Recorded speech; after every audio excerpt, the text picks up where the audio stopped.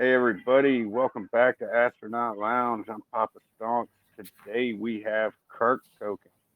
KERC Token is healthcare meeting crypto through profit sharing. So token holders of KERC actually get to share in the profit from physical healthcare assets.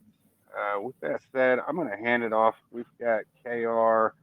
KR, go ahead and introduce yourself. Tell us a little bit about your history in the space and how this all came about. Yeah, for sure. Hey, hi everyone. This is John here, one of the founders of KERC, KERC, however we want to put it. So personally, my background is heavily involved in the more health tech industry, and we started off our whole traditional business side of things nearly a decade ago. I was heavily involved in, sorry there. I was heavily involved in medical tourism, from basically the States to South America and Southeast Asia for a good, like nearly a decade now. Then COVID hit, and we had to sort of pivot our whole business around. We managed to get a contract with the local government in that whole season to vaccinate and test about nearly a couple million people during that season. And through that experience, we were given an opportunity to manage healthcare assets, primary. These are primary healthcare assets. So what it means is that your local GPs and some local pharmacies. So in that season, we managed to create a turnkey system whereby we will manage to expand that portfolio and increase that investment amount in ROI up to 60% before we handed it back. And based on that experience, we decided, hey, look, we could do this ourselves. So why don't we? And from my love from the DeFi space, and lead developer as well, Snockify, you will see him in some other projects as well that he's normally a team member of, and he's a great developer and coder as well. Finally, he decided to start a project with me, and we sort of birth about KERC in that sense. And the reason why KERC is a bit unique, I would say, is because we started off this whole project utility-based first. So whatever that we are doing, it's focused on generating revenue first, and we built the tokenomics. We built everything and the thought process around it. So I would normally say that our projects are a little bit complex in that sense because there's quite a lot of moving parts in terms to where we see ourselves being. So this is not a project where you're coming in and you're expecting to moon immediately. This is a long-term sustainable project that we're trying to build based on no ponzonomics. We're trying to basically move the whole DeFi space in a healthy way, on top of also creating disruption in the whole healthcare industry. Awesome. All right. So tell us, what exactly are we talking about by medical or healthcare assets? For sure. So when we talk about healthcare assets, what KERC is looking to, it's basically primary care assets. And these are your local GPs. So people who are not very versed in the whole healthcare industry, obviously many different countries have many different systems. And I think one of the easiest methodologies to sort of triage your level of care that you need is normally your local GPs. So because like if you have some level of pain, you have some level of discomfort or stuff like that, or health concerns, you generally don't go into the hospital's emergency department because you don't know what you need and it's expensive there, and you sort of need to know what level of care or which specialty to move into. So normally the first level of entry in your healthcare journey is your general practitioner. He's probably your local guy. You probably grew up with a doctor like that. If you stay within the same region, you sort of know that person, and what you're looking at is more of just the primary level of care before you move on to anything more serious in that sense. So KERC is looking to invest in all those business because we believe it's highly undervalued. Most VEs and PEs are normally going towards secondary level healthcare assets because they're more sexier. because they have more money. So they're looking at all those bigger assets, because those cost in a couple of hundreds of millions in that sense to acquire one, but they also do generate that level of cash back for them. So what we are looking into is primary care and pharmaceutical companies and stuff like that, because from our experience, handling this on scale and volume is where the magic happens. We have experience of, like I said before, turning key and basically bring about 60% ROI year on year from our initial investment. So for traditional business to ROI within 14 to 13 months is quite unheard of. And because primary in this industry, primary care is sort of, even healthcare as a whole is sort of like a tough barrier to entry for everyone. Not everyone likes to come into this industry. We're so heavily regulated. And there's just so many red tape and bureaucracies you sort of have to work through because of paperwork and it's everyone's personal health. So in the midst of sort of disrupting this whole space, when there's a heavy need for or new technology to sort of come in, I guess we're also giving an opportunity for everyone to sort of have opportunities to invest in the whole healthcare industry, where normally you sort of only get sophisticated investors because the barrier of entry is just too high. Yeah, definitely. I mean, that is a very expensive industry to just jump into if you want to invest. Now, do you have any current investments, any current assets that are going to start turning a profit for investors immediately? As of now, personally, in my own company, we really do have assets that we're currently running. We do have assets that we're also managing. But to start off this whole project, because we do have this different level of securities in place, we want to make sure that the audits is clean. So we do not currently have any assets that we're running in this project. It's fresh. You're very early into this, which is a good thing, because this is where all the juicy, I would say, giveaways and bonuses that we're giving to the earliest investors to sort of give us that vote of confidence to get us off the ground. Because we are not going to just have one raise in this season. We're going to have multiple raises down the road. Definitely, I think we can go over that in terms of one of the, I guess, the main issue of capital deployment. And I would say this is sort of like our journey path to a long and sustainable model.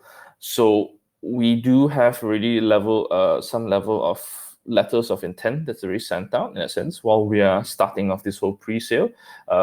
That means is that the moment the pre-sale goes through, it's all about then now negotiating the final price and signing the paper, and we've sort of gone through, because we've already sort of did the due diligence for some of these assets. So we're not sitting on something. There's no like sort of a long waiting period before we kick off the ground after this pre-sale, in that sense. So this is immediately moving into capital deployment after this pre-sale, and we're getting the ball rolling. Awesome. All right. So, do you have any targets already set in mind to acquire?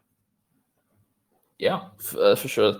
So we basically work backwards. So if you look in our white paper, you can find it on our website. We want to sort of head towards 80 to 60 health primary care assets by our second raise. So that was our target, and that we sort of are very comfortable with in terms of managing within Southeast Asia first before we start expanding. So the reason why we went to Southeast Asia first and Malaysia specifically to start this whole journey is because definitely, South America was great in terms of opportunity, but when we're talking about raising the value in the US dollar, Southeast Asia gave us a more bang for our buck because of the currency exchange in terms of what we could get for more in terms of what we raise. And based on that alone, that volume was able to sort of snowball us. So instead of sort of splitting this whole system into two continents, we decided to focus on one first, build up this whole space, and eventually we'll start moving into different parts of the world as well. So we'll split the raise from the 60 and 80 assets into two raises, primary, because as I said before, there's always an issue of capital deployment, because when you're talking about traditional healthcare assets or you're talking about traditional businesses, when you're going through an M&A process, it takes time.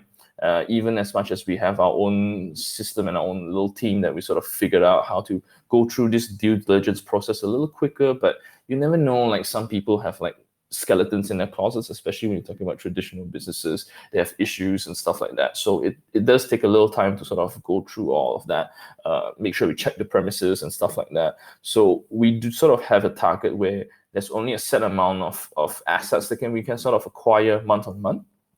And basically, we sort of need to pace ourselves in that process, because if we want to stay away from Pontonomics for our whole project, which we are, we sort of need to pace ourselves while acquiring these assets instead of just going out and buying assets left and right and center, just because we need to, and we don't want to be in that space. So that's why we sort of split the raise into two sections, the pre-sale and obviously the official sale. We will have more sales down the road as well, but none where you'll sort of give you this level of discount and airdrops at the earlier stage, because we want to basically reward the earliest adopters.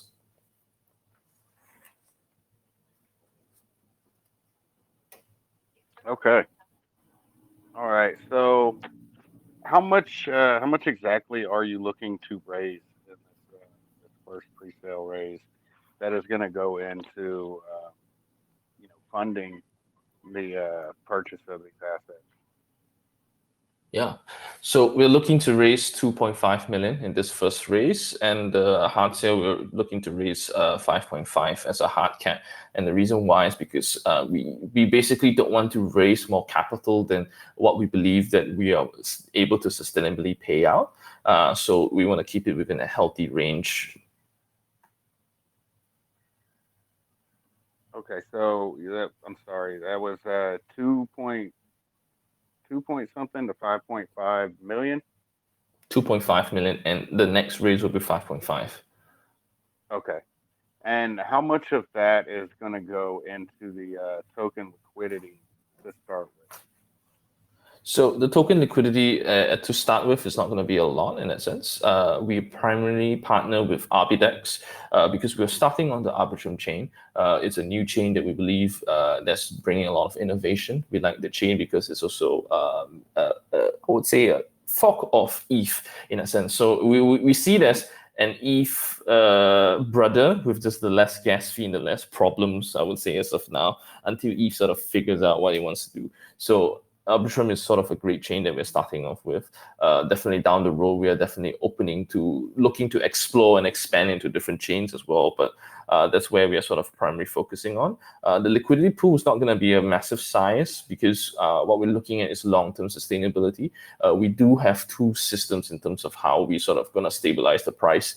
We have our OTC market on top of our LP pool, and we are sort of going to balance that in a sense where we're going to let one run on each other in that sense. So the LP pool is sort of where we let people sort of speculate, while the OTC is where you sort of do your big buys and stuff like that, because we do want that freedom for everyone to sort of exit and entry. And I guess this sort of ties into the question also in terms of why, in terms of the nature of my project, why didn't I just start with an NFT, or why didn't I start with a node and stuff like that? Because there's definitely token utility down the road.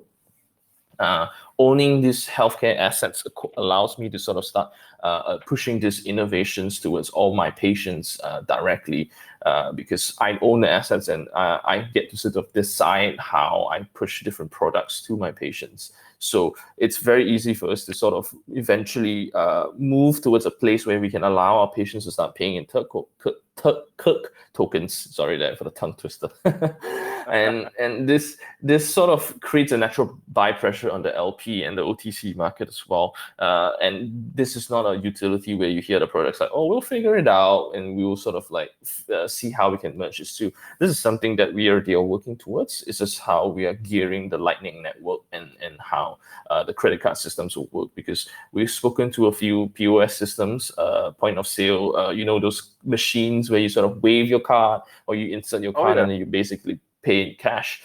So it's a very simple process where saying, hey, look, you either pay in fiat or you want to pay in KERC. There's nothing you need to do. You just wave the card the same way, and basically the whole Lightning Network will sort of sort you out in terms of that. So that is definitely possible as of this time moment. It's just in terms of like how we integrate that on a mass scale eventually. So this is sort of the thought process and what we already have been building behind the scenes towards. So I guess we can say we are one of the few projects that has a natural buy pressure on our token eventually, and a healthy buy pressure. So this is not in a sense whereby we are sort of creating that. And I guess the next benefit is that KERC is a non-inflationary token. There's only a set amount of KERC. So we sort of estimate the whole healthcare segment in this Southeast Asia and South America. At any given moment, you need to transact. It's not going to be more than a couple of 100 million in a day. So that's why we went to 500 million KERC tokens, and we are going to see in terms of like how we sort of manage that whole expectations. But as of now, there's only 500 million KERC tokens, and we're not going to mint anymore, or have the ability to mint anymore. Okay, awesome. Now, all right. So with this future, future use case, utility of the token, possibly accepting it as payment, are patients going to be able to get a discount on services by using KERC tokens? And what happens to those KERC tokens after they are paid? Services are paid for with them. Are they then in turn put back into the OTC pool, or are they, obviously you still need to, cover costs to run these facilities? Are they going to be sold on the chart to cover these costs?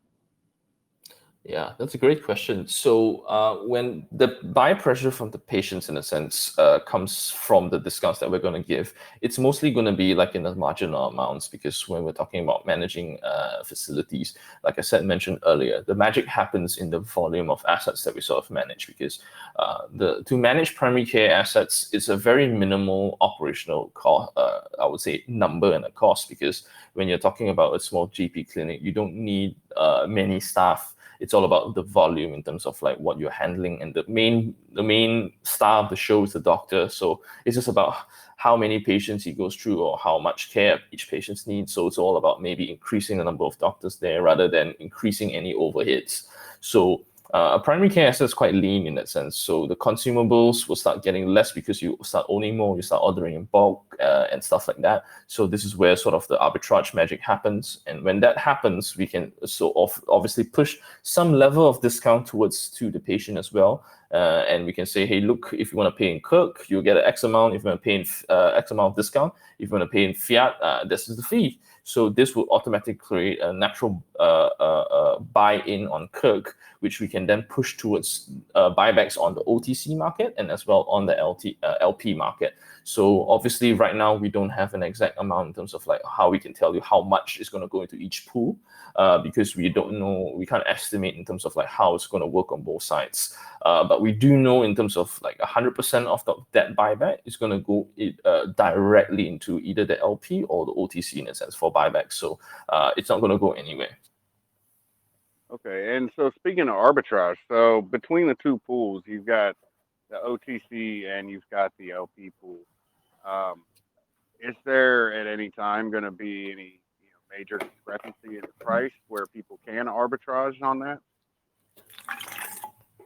Yeah, for sure. I believe we expect that to happen, and we do want that to happen. I would say we welcome that, because when we started this whole project, we sort of we were very fearful of swing traders. And if you look into our white paper, you can definitely see there's a lot of I would say systems put in place to sort of push back against that. But after speaking to the RBDEX team and started speaking to some DEX in terms of like how to sort of manage those expectations and sort of understand better in terms of like how the LP system would work, we discussed and we created this whole new LP system whereby we're going to let the LP run on its own in a sense, because at the end of the day, the people who are generally going to make the yields are going to be the people who buy KERC and stake KERC in a sense. So if you read into a white paper, there's different level of months that you can sort of stake your KERC tokens, and there's different level of airdrops going to come with that level of stakes in a sense. So KERC is going to pay you out in USDC month on month. We have a fixed 1.5% payback month on month, plus a profit participation that will sort of scale on a month on month basis. So what this means is that because traditionally we can sort of predict that a health primary care asset can return about 3 to sort of 6% month on month based on your initial investment. But in terms of an optimal level scale, in terms of when we sort of come in and start disrupting the whole traditional segment where we can turnkey the whole business, we normally see we can sort of push it to 6 to 12% in terms of the profit margins based on your investment. So we do want to get everyone there in terms, because we're planning to push 80% of our profits back all into our investors. But it obviously takes time because this is a traditional business. The moment we acquire these assets, even though they are mature assets that already are generating funds, it still will take time for it to sort of like scale towards that level. So obviously we need to give ourselves some bandwidth and leeway. That's why we decided to go with 1.5% fix, and your profit participation will be based on the performance of the assets. So the profit participation is not capped. You can go up to maybe even 20%. And some good months where we see, for example, flu seasons, this is where we see the highest level of revenue. But at the same time, when you talk about holiday seasons, these are where you start seeing like scale and drop off, because when you're on a holiday, you're not likely to want to go to a healthcare facility unless you're really sick. You sort of pull that off to a different day and stuff like that. So with that said in mind, we needed to sort of create a very stable price point to sort of pay back our investors. So we adopted the whole bond market system, whereby it's paid on a par price of KERC in a sense. So at any given moment, you are definitely fixed the 1.5% returns in USDC on KERC. You're not paid out in KERC token, but in the pre-sale, you will get an airdrop up to nearly 200% APY in that sense to sort of get you to that 6 to 12% in the long run. So with that said, that price on the OTC market was sort of, I would say, self-naturally stabilized because of that. And I would say the LP market is where you sort of can speculate in terms of where it's heading, because when the buy pressure starts coming in naturally, we sort of see it as a spot market. And I would say the LP is sort of like the future market. So we will see the discrepancy sort of a little bit in a sense, because there's always an opportunity for arbitrage on the both sides. So we definitely see some people buying on the OTC market and selling on the LP because the price is high on the LP, because people are buying in on the other side as well. Then there's sort of that balance, I would say. So this is sort of like I would say it's a healthy feel that we sort of create for people to arbitrage in a sense, if you want, because definitely there's different methodologies of how people want to make these yields in that sense. So we akin that to basically now you buying bond tickets in that sense and then speculating that on the market. Yeah, definitely.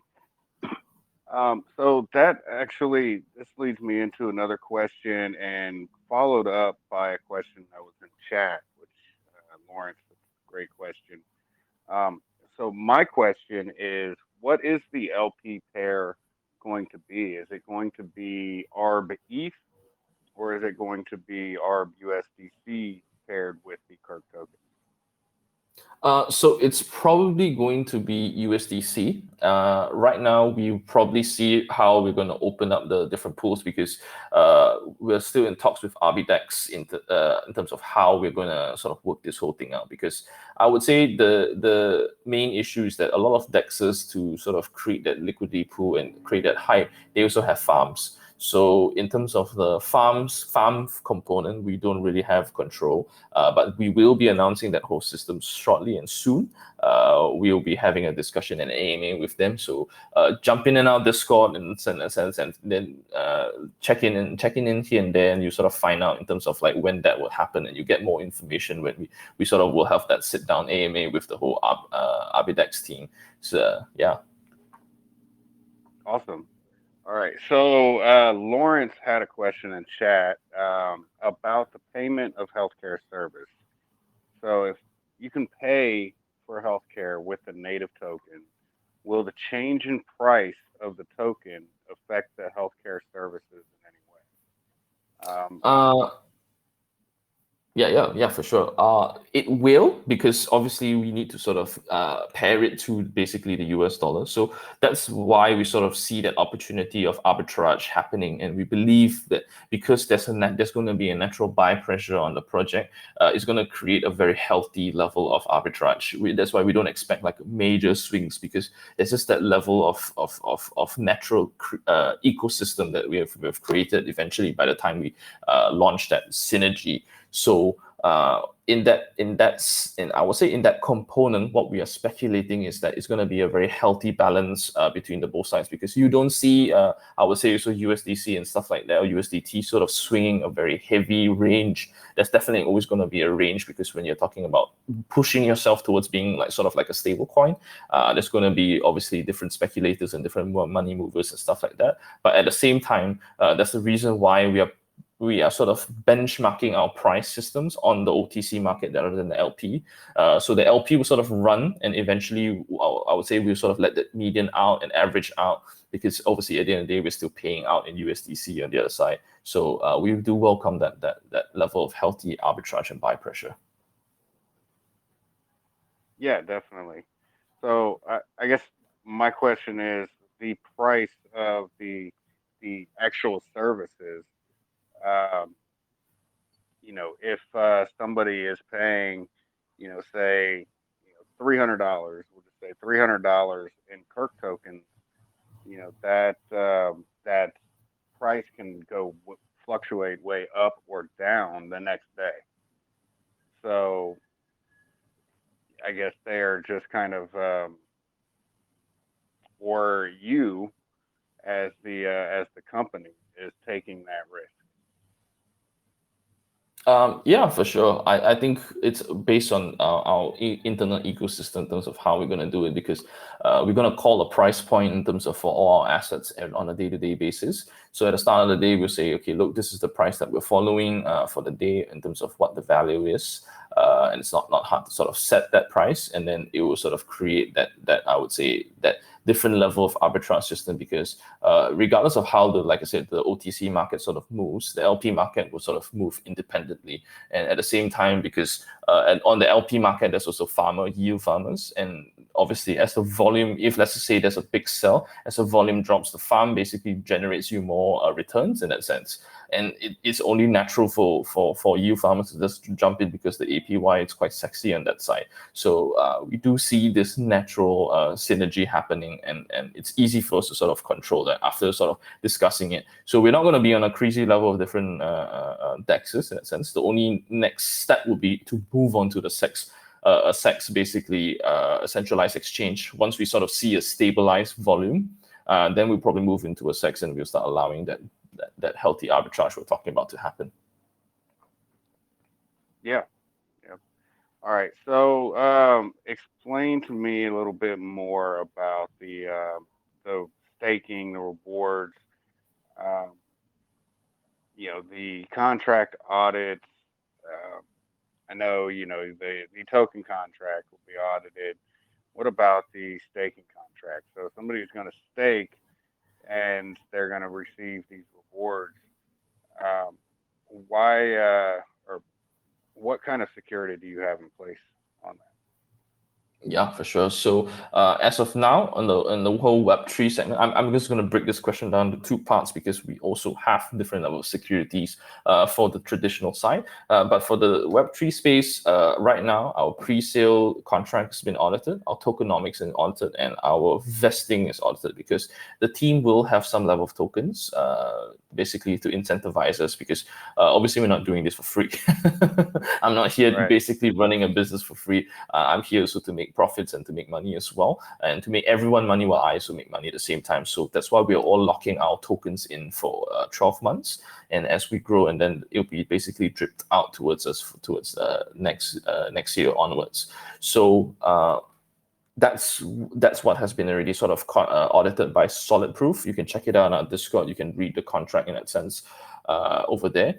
we will be then, obviously, right now we're in the midst of finalizing our whole staking pool contract and our staking contract that will be audited by Solid Proof as well.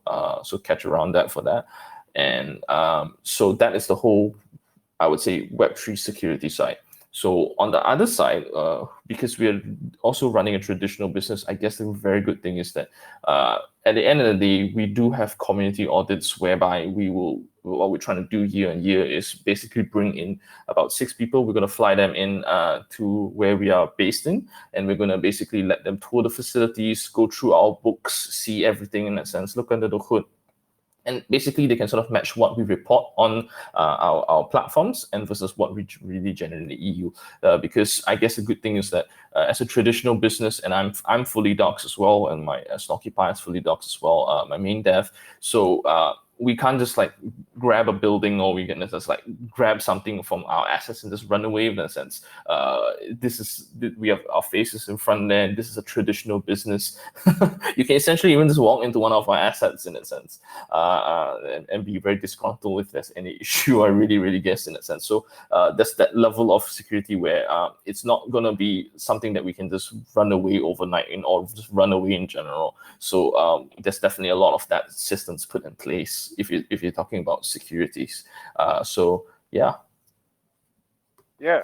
All right. So, with we'll call it the physical audit, how is that going to be kept transparent with with the community, with the investors? Um, you know, there's obviously, you're going to have physical addresses. Is there going to be a video of these walkthroughs? Um, how's that going to work? And then that'll lead me into another question as to the profits and the revenue that's generated from these facilities. How is that going to be kept transparent, as it'll be both in fiat and, eventually in KERC tokens? Yeah, that's a great question for sure. So the community audits is where we sort of are able to open up our books to a set number of people that we sort of we're going to have an NDA with. So the community audits is more for people to sort of deny and confirm in terms of what people are speculating on the Discord, eventually the Telegram, in a sense, to have open discussion. So we'll see how to sort of organize that, maybe a vote in by the community to say, okay, look, we like this guy to go, or we like maybe this influencer to go, or we maybe like this community member to go because we believe in this person.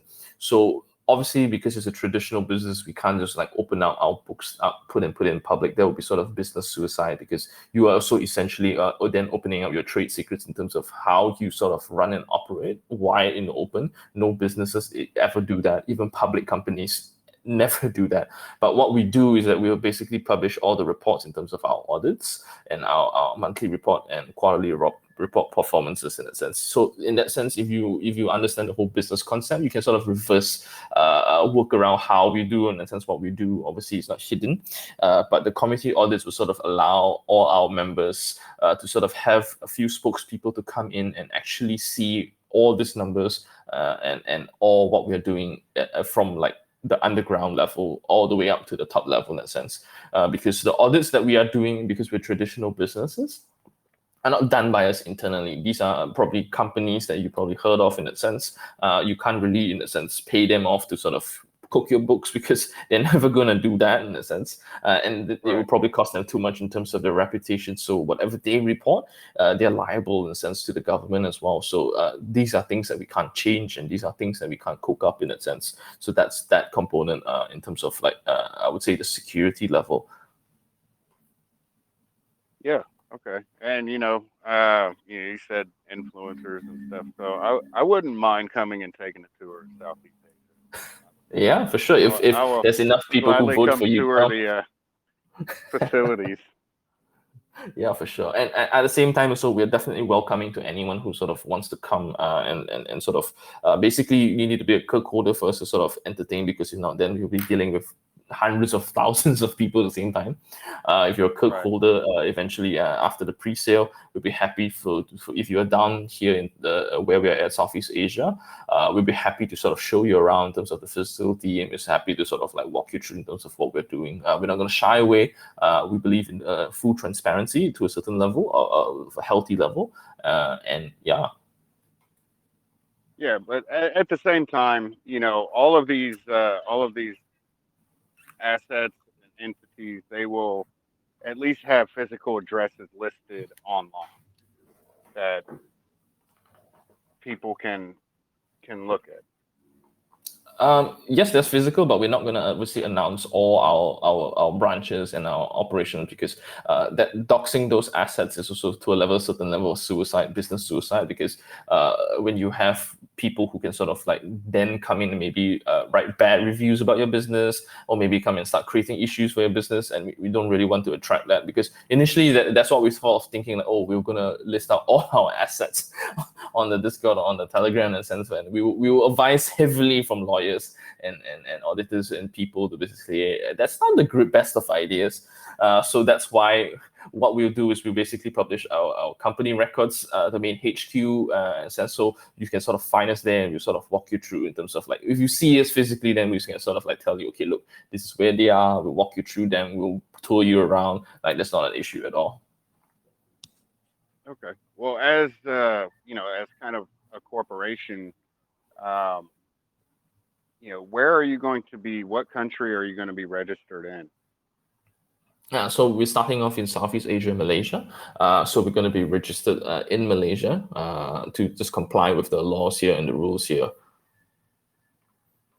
Okay. And what about the crypto regulations in Malaysia, as far as accepting crypto as payments and everything else? How are the laws work? So Malaysia and Southeast Asia generally are very welcoming of the whole crypto space in this time of season, because normally I would say Southeast Asia is like a second mover. We're normally not a first mover in the sense of like starting that innovation wave. So if you see recently Hong Kong as well and Singapore, they're quite open and welcoming to the crypto world and crypto space.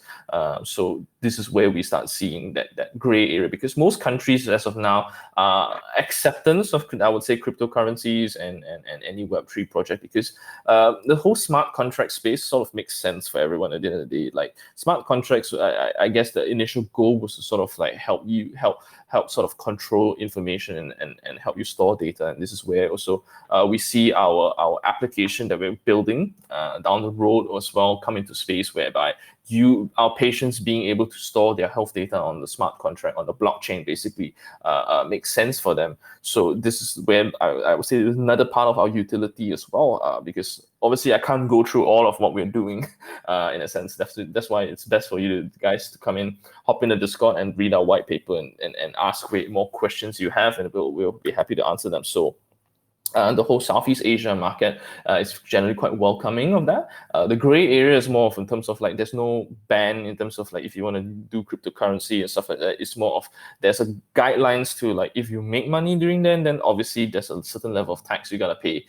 So it's just about walking that gray line. But generally, Southeast Asia is quite welcoming in terms of that cryptocurrency, and we see South America too. And we believe until I would say the bigger boys like the States and China and all the other countries sort of put their finger down on how they want to regulate, then the countries will sort of move in that direction. But at the same time, you also have the other extreme side of the countries who are super welcoming of cryptocurrencies as well. So definitely, I would say it's a very cool space to be in.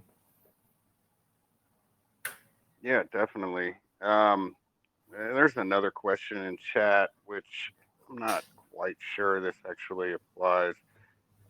They asked, how can industries across various sectors leverage the capabilities of the KERC platform to enhance their real-world use cases? Can you provide specific examples of how KERC features and functionalities can benefit industries such as finance, supply chain, or healthcare? Yeah, that's a very good question because I think that allows me to sort of delve into like the whole utility of where we see KERC being eventually, and where we see the whole project being eventually. I guess the first key thing is that the whole health data of what we're looking at in a sense to basically move patient data, because a lot of wherever you go around the world right now, health data, I would say, even in the US or in universal healthcare systems, insurance companies covered those like gold, even governments in a sense, because health data is one of the most like private data you have for a citizen, and it's also at the same time one of the most, I would say, in indicative and statistically healthy data that you can sort of get in terms of your population, because it can tell you a lot of things about your population, just from that health data and that health record. So people are very careful, and it's a very personal thing about that. So you just want to keep it safe. But at the same time, a lot of these healthcare facilities around the world are just using Google Drive as a framework, as a background for security, because Google Drive is one of the I would say the most secure channels, and is one of the most secure channels, regardless of how silly it sounds. And to a certain level, the only reason why you will get hacked in a sense, or your information from your Google Drive will leak out, is because you basically did something wrong with your Gmail, for example, in that sense. So as of this time moment, most healthcare facilities and healthcare industry sort of use that as a framework, or maybe their own internal server. So where we see us moving and disrupting is that, with our app that we're trying to build, is that we basically are able to sort of house all the patient data within our own chain, and within our own ecosystem. And eventually, because when we start handling that level of patient, because again, primary care, you're looking at volume of patients. You're not looking at specialty of care. So that gives us a benefit of volume of patients to start moving the whole industry as a whole. So that means that, when we start having that level of volume of different patients' health data on yourself, because when you talk about that, we are basically aiming to eventually come to a place where all our patients would have our app on their phone. All your health information is stored on the blockchain, whereby basically you can start pulling your information and start basically sharing it with whatever facility you want in a very secure manner. Or maybe if you go to a hospital and I need your records, and basically say, hey, I have it all here, and you're not going to worry about someone being able to access those. So I swear we see this innovation happening is that, eventually hospitals and different players will start adopting our systems, because it's security, and I would say it's the usage of smart contract as its finest, and it's easier to adopt once you have a large volume of patients and start people start using your application, rather than a first mover. When you go into the field, you need to sort of like negotiate and start convincing people, hey, use my system. I'm going into the field now with maybe a couple hundred or thousands of millions of patients, and say, hey, look, there are already so many people using our system. Why don't you jump on too? So it's a whole different level of systems and care. And obviously, we have our eyes on insurance players as well, whereby it's easier for them to sort of integrate and innovate their system with ours as well down the road. So definitely there's a lot of real world cases and use cases that we see down the road in terms of how we can integrate our systems. But there's too much. I would say there's a little bit too much to cover in this area. So we'll just say the storage and transfer of information can be more, we'll say, fast and secure. Yeah, yeah, for sure. We'll just we'll just say that to cut it cut it down uh, to a very bite-sized piece of information. Yeah. Let's see. Okay. Now, where do you see, this going as far as, wider adoption? I know you're talking about moving, in the states, whatever, but do you see yourself moving outside of healthcare at all, and maybe investing into other revenue sources? As of this time moment, no, because our primary model and our primary system is going to be in healthcare. Because when we are purchasing this primary care assets, they're quite underappreciated in terms of their valuation. So we're going to keep it within this confine because it's a business model that we know works and we've done it. So I would think that it's fair for all our investors as well to sort of be within this ecosystem and space long term in that sense. But we're definitely not close to any innovations down the road. If there's like certain things that or certain industries that sort of want to sort of partnership with us or partner with us to sort of innovate, we're happy to explore that down the road. Awesome. All right, now let's touch on the pre-sale a little bit. So the pre-sale is going to be starting, I believe, on the 24th, correct? Correct. That's correct. All right, and how long do you plan on running that? And how long after the pre-sale ends are you planning on launching the token? Yeah, so the pre-sale will last for 1 week. It starts from the 24th. It will last 1 week, but we do have a few small spots for on I would say on an 18 close sale. In that sense, it's not going to be many spots for that because we want to open up that level to I would say a group of people who can commit in a sense to a larger amount. So there will be a special sale opening on the 18th. You can join in our Discord and basically I believe I've gave some spots as well to Papa to you as well, so you can share that with your community. So yeah, I wasn't going to bring that up, but you know. Yeah, so it's going to open up on the 24th. It's going to run for 1 week.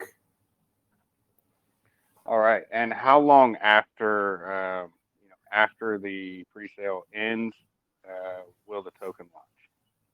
Yes, correct. So, I forgot to answer you on that one. So basically, after the pre-sale close 1 week, it'll give us some time to sort of tabulate the amount raised, and we start allocating, and we start basically moving all the pieces involved in. So the whole project and everything will launch 1 month after the pre-sale close. That's our target, and the payout will be on the next month. Okay, so that that gives time after the raise for you to start you know collecting these assets and generating revenue from them. Um, Yeah, before the launch and yeah, and getting it going. Yeah, that'll be correct because, as I've said, people who probably missed it earlier, we do have some letter of intents already sent out.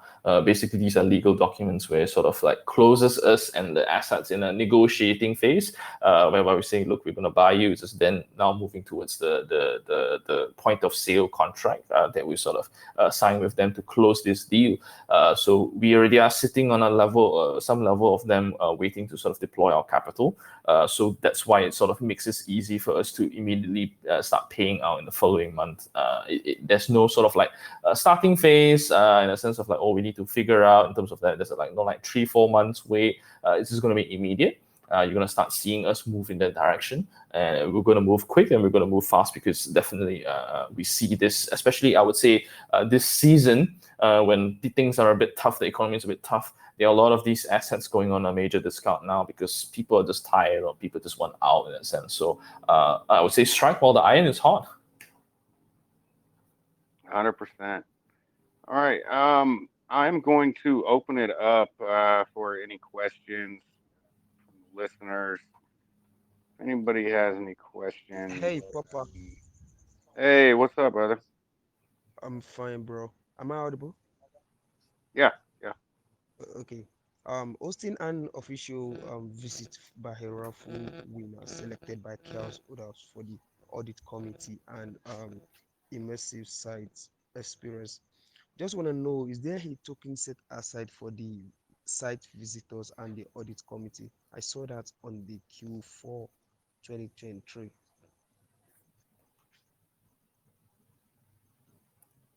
Hello, can you hear me? I'm sorry. Hello? Yeah, I kind of you faded out a little bit there, man. Can you repeat that a little bit louder? Yep. Am I audible? Yeah. Yeah. You said there will be a raffle winner selected for the MEC orders for the audit committee and the immersive site visit experience. I just want to know, is there a token set aside for the site visitors and the audit committee? I saw that on your Q4 2023 on your website.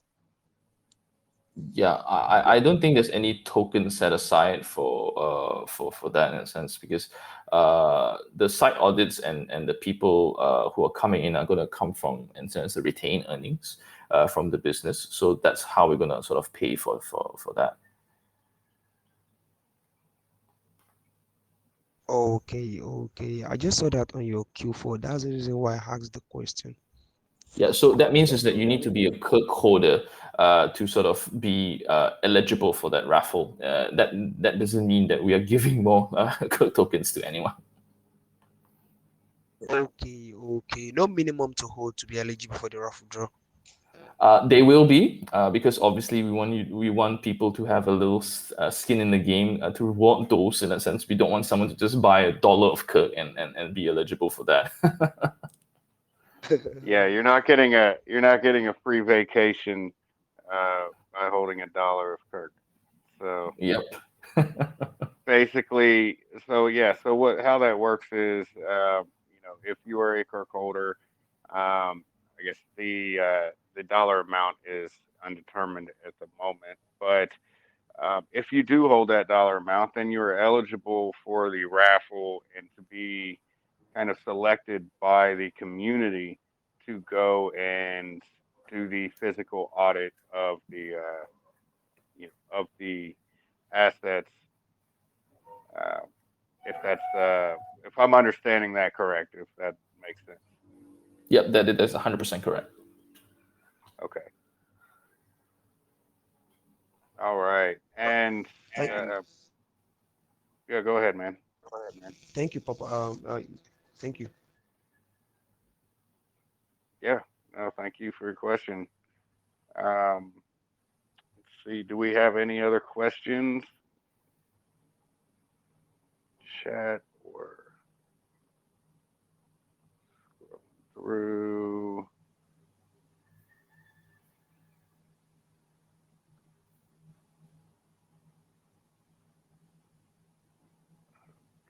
Okay. No, he typed it in the chat.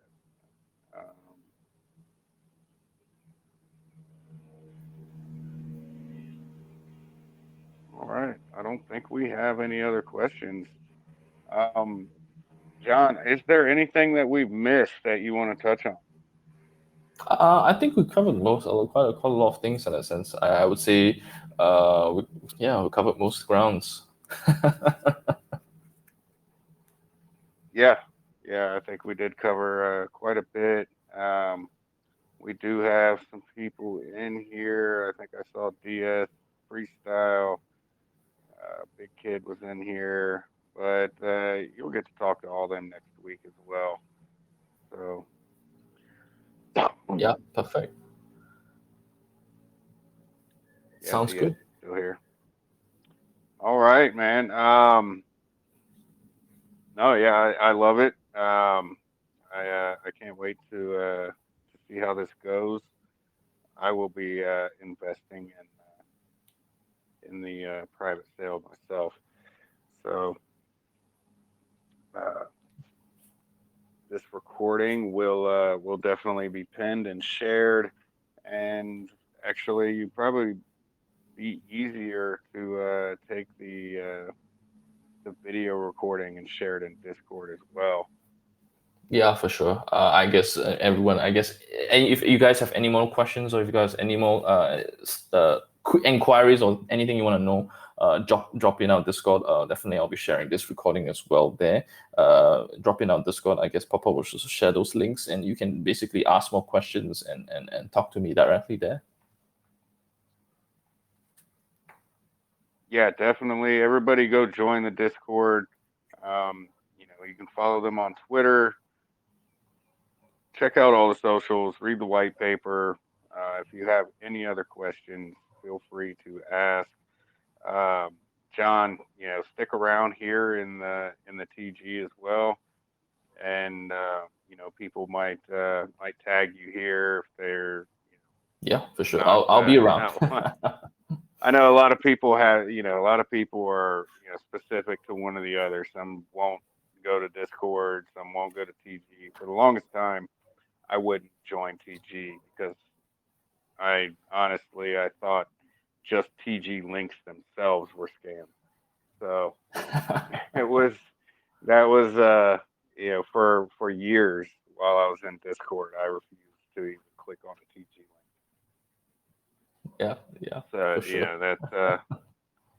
and now here I am, and I'm almost strictly on TG now. So uh, Nice. it is.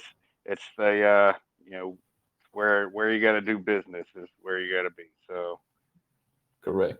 all right. Well, with that said, give us one final call to action, closing statement, and we will wrap this up. Yeah, for sure. Thank you. So great session, great hangout in a sense, and great questions from some of the community members as well. So once again, the pre-sale is opening up on the 24th. It will only last for a week, or if we sell out in terms of the hard cap of 2.5 million. There will be a lot of opportunities and giveaways as well in the Discord. So join us, start asking questions there. If you are in a sense bullish, if you're more alphas, you want to join us there because there's definitely more AMAs that we're going to do and more ground that we're going to cover as well. And thank you again for Papa for hosting us and me on this channel this time. Hope everyone's well today. Yeah, man. Thank you again for coming and sharing. And I'll be doing this all over again in another room with you next week. So let's Yep. go. Yeah, let's go. Let's go.